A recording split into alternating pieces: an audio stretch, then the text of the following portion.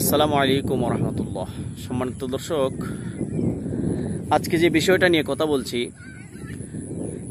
আমাদেরকে সহজ ভাষায় অনেকেই বলে যে আমরা নাকি আওয়ামী লীগের দালাল। আহলে সুন্নাত ওয়াল জামাত বলতেই নাকি আওয়ামী লীগের দালাল, কিন্তু যারা আমাদেরকে আওয়ামী লীগের দালাল বলে, কিন্তু আমরা স্বৈরাচার সরকারের আমলেও ভালো কোনো পদে আমরা ছিলাম না। আহলে সুন্নাত ওয়াল জামাতের কোনো আলেমই ভালো কোনো পদে দায়িত্বরত ছিল না।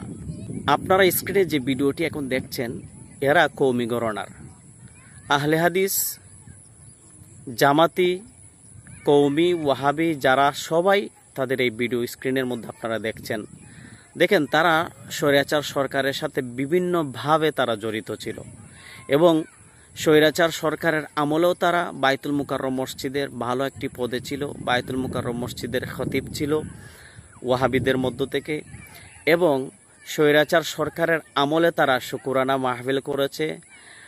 দাওরায়ে হাদিসকে মাস্টার্স সমমান তারা সার্টিফিকেট দিয়েছে শুকুরানা মাহফিল করে, এবং তারাই কওমি জননী উপাধি দিয়েছে। এবং তারা বলেছে যে শেখ মুজিবুর রহমানকে যে মানবে না, শেখ মুজিবুর রহমানকে যে অস্বীকার করবে বা তার কাজকর্মকে যে ইগনোর করবে সে জান্নাতে যাবে না। মানে এরকমও তারা আমির হামজা নামক এই সাফাবাজ, আজহারি নামক এই মডেলিং বক্তা সহ অনেকেই আওয়ামী লীগের জন্য সাফাই গেয়েছে।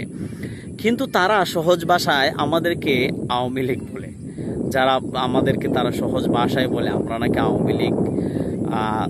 আওয়ামী লীগের গোলামি করেছি, আওয়ামী লীগের দালালি করছি। অথচ আমাদের আহলে সুন্নাত ওয়াল জামাতের কেউই আওয়ামী লীগের আমলে, স্বৈরাচার সরকারের আমলে ভালো কোনো স্থানে ছিলাম না, ভালো কোনো অবস্থানেও ছিলাম না, ভালো কোনো পজিশনও ছিলাম না।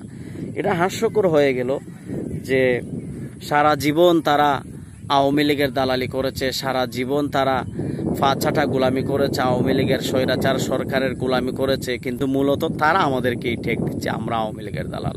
এমনকি আমাদেরকে 26 তারিখের যে এপ্রিলের প্রোগ্রামটা, সেটা সোহরাওয়ার্দী উদ্যানে দেওয়া হয় নাই। এই দুষ্ট শয়তানদের এতটুকু টনক নড়েছে যে তারা মনে করেছে যে আহলে সুন্নাত ওয়াল জামাতের নাম দিয়ে কিছু লোক আওয়ামী লীগকে পুনর্বাসনের জন্য চেষ্টা করছে। মানে আওয়ামী লীগকে দিয়ে তাদের এত ভয় এবং এই টেকটা আহলে সুন্নাত ওয়াল জামাতের পিছনে দিয়ে দিয়েছে। আল্লাহ তাআলা যেন এদেরকে সহি বুঝ দান করেন।